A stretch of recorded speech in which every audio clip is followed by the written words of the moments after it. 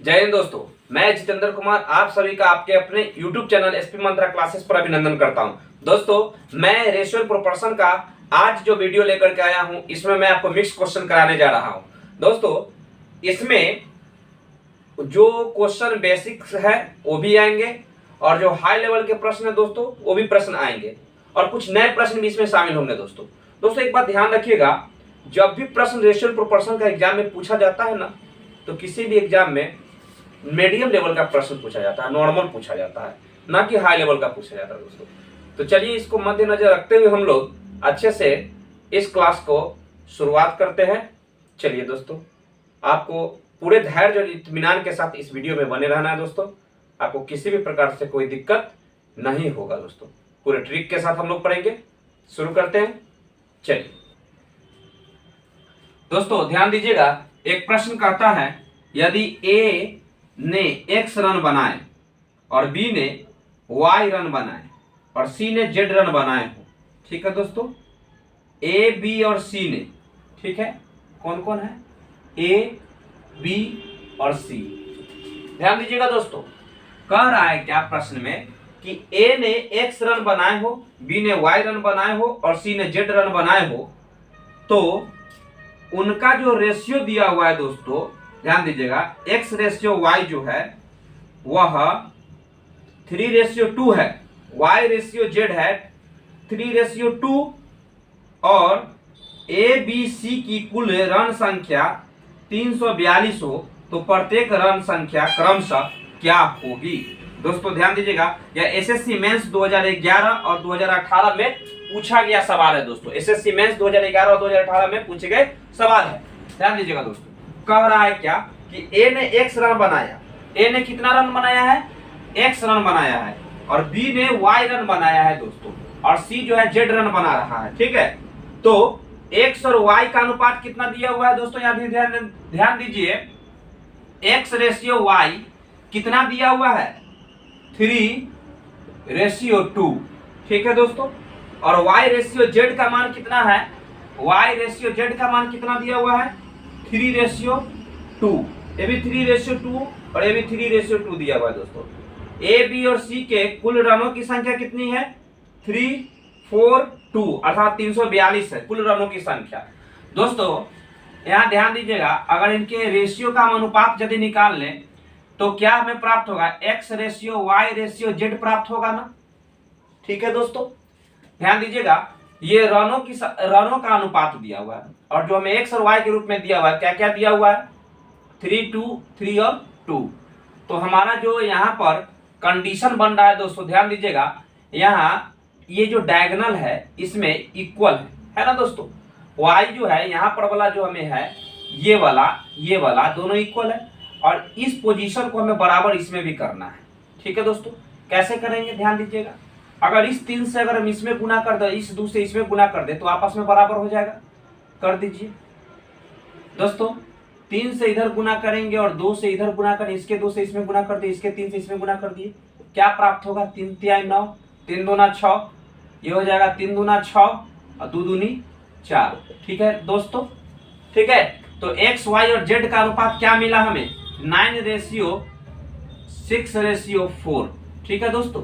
अब आगे पढ़ते हैं क्या कहता है इसे।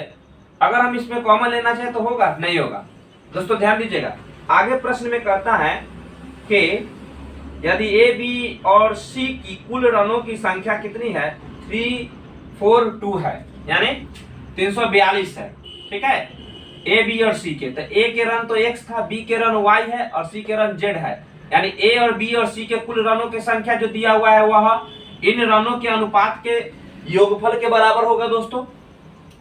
इसीलिए a प्लस बी प्लस सी के योग का अनुपात कितना के बराबर होगा, इसके टोटल योगफल की संख्या के बराबर होगा, और वो कितना है, 342 है।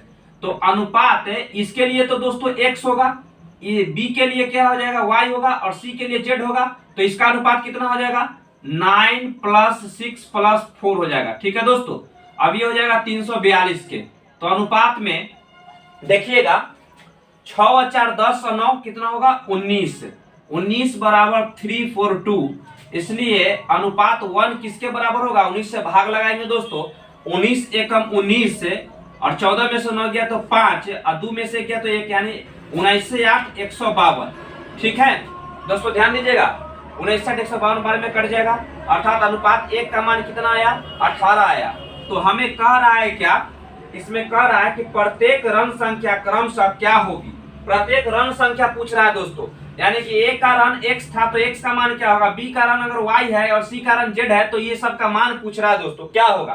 तो ध्यान दीजिएगा, ऐसे कंडीशन में हम क्या करेंगे, x से a का ऋण संख्या कितना है, x है, और यही x जो है ना दोस्तों अनुपात में कितने के बराबर है, x जो अनुपात में कितने के बराबर है, 9 के बराबर है। तो 1 में 18 था, 9 में कितना होगा दोस्तों, 18 नमा कितना हो जाएगा, 162।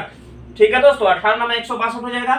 और b के लिए ऋण कितना था, y था, और y जो है ऋण कितने अनुपात में बना रहा है, 6 में, 1 का रेशियो 18, तो 6 में कितना, 18 गुने 6 हो गया दोस्तों, ये क्या हो जाएगा, 18 छक 108।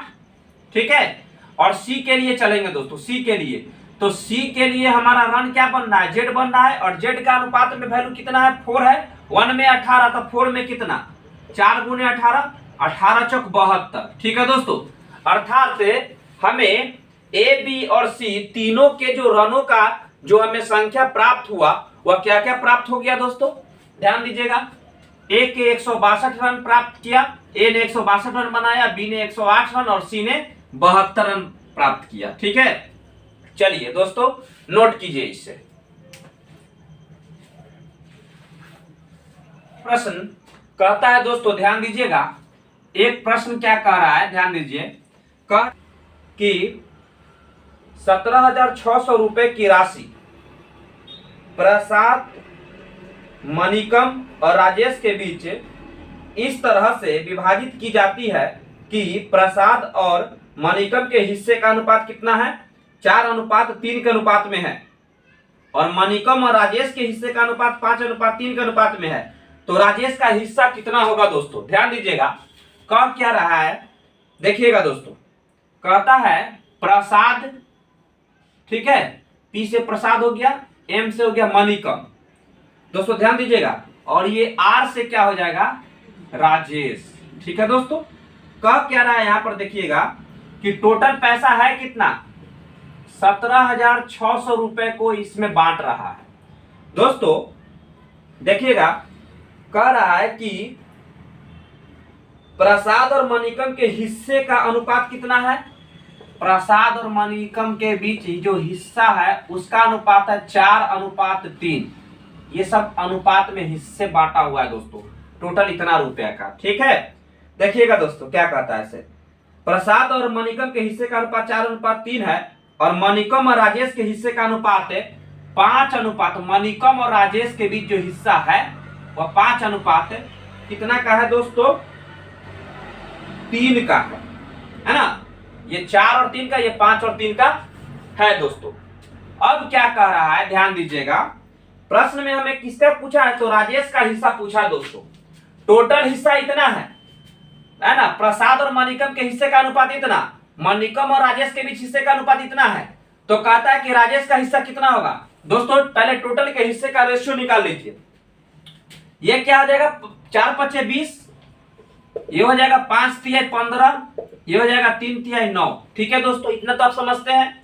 ठीक है, इसको इसके साथ गुना कर दिए, इसको इसके साथ गुना कर दिया, इसको इसके साथ गुना कर दिया। ठीक है दोस्तों, तो ये हमें क्या प्राप्त हो गया, प्रसाद, मणिकम और ये क्या बोलते हैं राजेश के हिस्से का अनुपात हमें मिल गया।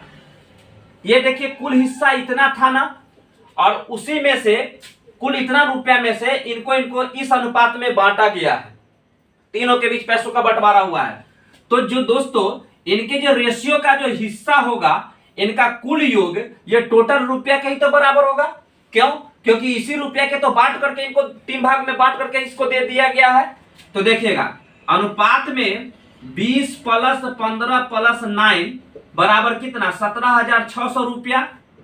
अनुपात में दोस्तों 9 व 5 14, 14 के 4 हासिल 1, 2 1 3 हासिल जोड़ेंगे तो 4 बराबर कितना हो जाएगा 17,600 रुपया। तो अनुपात 1 का मान कितना होगा 176,00। ठीक है दोस्तों, और ये 44 जो है बटा में आ जाएगा। ठीक है, ये 4 बार में कट सकता है। 44 चौका कितना होगा 4 चौक 16, 4 16 17, 176 4 बार में आएगा। 00 है तो यहाँ पर 00 बार में कट जाएगा 400 बार में, अर्थात अनुपात 1 का मान कितना हमें प्राप्त हो गया 400।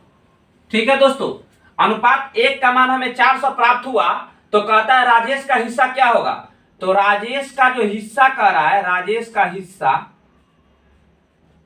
अनुपात में कितना है दोस्तों, राजेश का हिस्सा कितना है अनुपात में कितना है राजेश का हिस्सा 9, हिस्से का अनुपात 9 है। चूंकि 1 में 400 तो 9 में कितना 9 गुने 400, 9 चौक 36, 3600 रुपया किसको मिलेगा टोटल पैसा में से राजेश को 3600 रुपया मिलेगा दोस्तों। ठीक है, चलिए नोट कीजिए इसको। चलिए दोस्तों ध्यान दीजिएगा, एक प्रश्न कहता है 3 संख्याओं का योगफल 79 है। ठीक है, 3 संख्याओं का योगफल कितना है दोस्तों 79 है। यानी कि first plus second plus third, इन तीनों का योगफल कितना है दोस्तों 79 है। ठीक है, 3 संख्या का योगफल 79 है। यदि पहली संख्या और दूसरी संख्या का अनुपात, यानी दोस्तों पहली संख्या और दूसरी संख्या का अनुपात यहां पर दिया हुआ है, संख्या का अनुपात दिया हुआ है 7:9। ठीक है दोस्तों, ध्यान दीजिएगा कितना है 4:7 है। कितना है दोस्तों 4:7 है। ठीक है, और दूसरी और तीसरी संख्या का अनुपात है, दूसरी और तीसरी संख्या का अनुपात कितना है 4:5 है। तो दूसरी संख्या ज्ञात करें, है ना। 4:5 किसका है दोस्तों, दूसरा और तीसरा संख्या का अनुपात है 4:5। तो कहता है कि दूसरी संख्या ज्ञात करें। दूसरी संख्या क्या होगा, ये तो संख्या का अनुपात है दोस्तों, यहां ध्यान दीजिए 1 और 2 के बीच और 2 और 3 के बीच, इसको इसके साथ गुना कर देंगे हम और इसको इसके साथ गुना कर देंगे। 4 चौक 16, ये हो जाएगा 7 चौक 28, ये हो जाएगा 7 पचे 35। ठीक है दोस्तों, अब यहां पर ध्यान दीजिए, ये हमें संख्या का अनुपात प्राप्त हुआ है दोस्तों। ठीक है, इतना ए बी और सी के बीच जो बंटवारा हुआ है कितना का 79 का, तीनों का इस रेशियो में प्राप्त हुआ है। तो दोस्तों इन तीनों का योगफल जो है इनके अनुपात के योग के तो बराबर होगा ही दोस्तों, जरूर होगा ना। तो ध्यान दीजिएगा यहां पर क्या कहता है, अनुपात 16 plus 28 plus 35 is equal to 79। इसीलिए अनुपात दोस्तों 5 8 13, 13 6 कितना हो जाएगा दोस्तों 19, 19 के 9 हाथ से 1, 1 3 4 और 2 6 1 7 बराबर 79। अर्थात दोस्तों अनुपात 79 के ही बराबर है। ठीक है, तो ये कट जाएगा एक बार में, अर्थात अनुपात 1 का मान 1। तो कहता है कि दूसरी संख्या ज्ञात करे। तो दूसरी संख्या में पूछ रहा है ना, दूसरी संख्या क्या हो जाएगा दोस्तों, दूसरी संख्या क्या है 28 है रेशियो में, 1 का मान 1 तो 28 का मान कितना 28 गुने 1 28 ही हो जाएगा हमारा उत्तर दोस्तों। ठीक है, नोट कीजिए इसको। चलिए दोस्तों ध्यान दीजिएगा, जब एक 25.2 मीटर लंबे तार को 11:25 के अनुपात में विभाजित किया जाता है तो लंबे टुकड़े की लंबाई कितनी होगी दोस्तों। ध्यान दीजिएगा, जब एक 25.2 मीटर लंबा तार की लंबाई कितनी है दोस्तों, टोटल कुल लंबाई कितनी है तार की 25.2 मीटर कुल लंबाई, यानी टोटल लंबाई कितनी है तार की दोस्तों 25.2। अब कहता है कि इसे 11:25 के अनुपात में बांट दिया गया है, यानी इस तार को 2 भाग में बांट दिया गया है, ये पहला भाग और ये दूसरा भाग, और इसको बांटा गया है 11:25 के रेशियो में दोस्तों। ठीक है, 11:25 के रेशियो में इस तार को बांट दिया गया है, 2 हिस्सा हो गया इसका, यानी कि इस तार के हिस्से का अनुपात दिया हुआ है ना दोस्तों। ध्यान दीजिएगा, अब क्या कर रहा है 2 भाग में इसके हिस्सा को बांट दिया गया है, टोटल लंबाई था 25.2। तो हमसे पूछा क्या है दोस्तों, सबसे बड़ा वाला हिस्सा कितना लंबा था, सो पूछ रहा है। तो देखिए तो दोस्तों यहाँ पर ध्यान से, ये आप बताइए, ये लंबी तार को ही ना दो भाग में बांटा गया है, तो अनुपात में 11 प्लस में 25 बराबर हो जाएगा टोटल 25.2 मीटर के बराबर होगा ना दोस्तों। तो अनुपात में दोस्तों 5 1 6 2 1 3 बराबर कितना होगा 25.2। अनुपात 1 का मान कितना होगा 25.2 बट्टा में कितना 36। दोस्तों दशमलव का चिन्ह जब हम हटाएंगे, ठीक है, तो नीचे में 1 पर 1 0 पड़ेगा। क्यों? क्योंकि दशमलव के तुरंत बाद 1 अंक है, इसलिए 1 पर 1 0 पड़ गया, गुने 10 हो गया। ठीक है दोस्तों, ये क्या हमें प्राप्त हो जाएगा 252 बट्टा में 36 गुने 10। ठीक है दोस्तों, ये कटेगा, काटिए इसको। अगर हम 36 से इसमें भाग लगाएंगे तो कितना बार में कट सकता है, देखिएगा, ये 7 से लगाइए, 7 चौक 42 के 2 हासिल 4, 7 21 है 4 25 हो जाएगा दोस्तों। ये तो कट जाएगा 7 बार में। ठीक है, ध्यान दीजिएगा।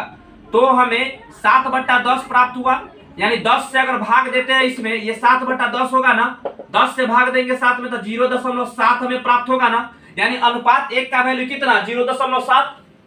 ठीक है दोस्तों, तो हमें पूछता है कि सबसे बड़े हिस्से की लंबाई क्या होगी। बड़ा हिस्सा क्या है, ये 25 वाला है ना दोस्तों, समझ रहे हैं। तो कहता है कि बड़ा हिस्सा क्या है, ये 25 यानी दूसरा है, दूसरा हिस्सा बड़ा है। यहां पर लिख सकते हैं दूसरी हिस्सा बड़ी है, जिसकी लंबाई कितना हो जाएगा दोस्तों, ये अनुपात 1 में 0.7, तो 25 में अनुपात 25 में कितना 0.7 गुने 25 कितना हो जाएगा दोस्तों। दशमलव जब हटाएंगे, जब हम दशमलव हटाएंगे तो दशमलव के बाद 1 अंक है, तो बट्टा में 1 पर 1 0 पड़ जाएगा, यानी हम डायरेक्ट इसको लिख सकते हैं 7/10। ये कितना बार में कटेगा दोस्तों, 2 से कट जाएगा 5 बार में, 5 से कट जाएगा 50 25 में। ठीक है, जब इसको गुना करेंगे तो 7 5 35 बट्टा में 2, यानी 35 का आधा कितना हो जाएगा दोस्तों 17.5। ठीक है, यानी 17.5। ये जो हिस्सा में तार की जो लंबाई है, सबसे बड़ी हिस्सा कितना हो जाएगा 17.5 मीटर इसके हिस्से की लंबाई हो जाएगा, बड़े हिस्से की लंबाई। ठीक है दोस्तों, नोट कीजिए इसको।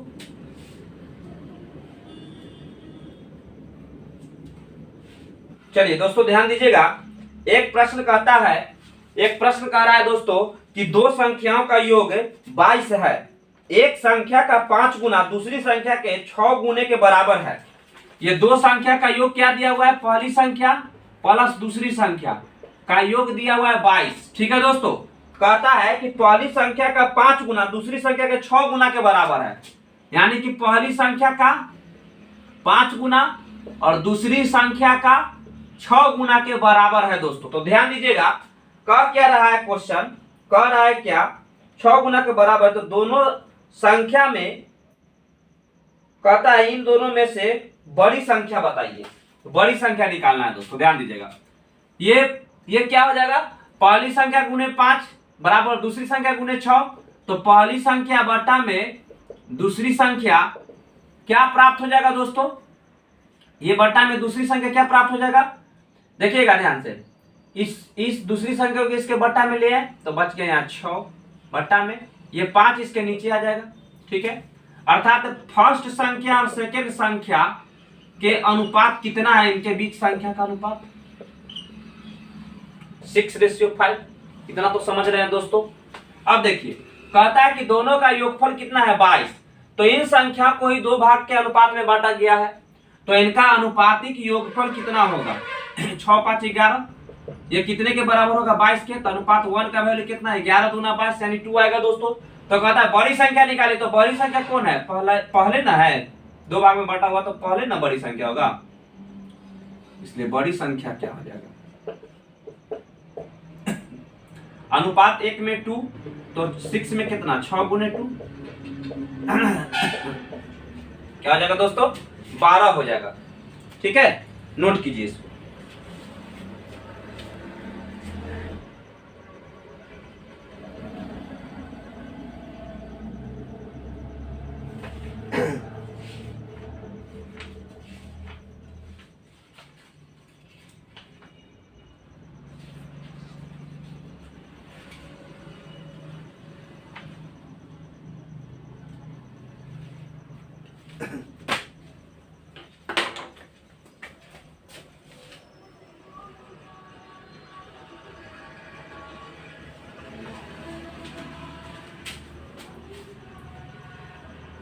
चलिए दोस्तों ध्यान दीजिएगा।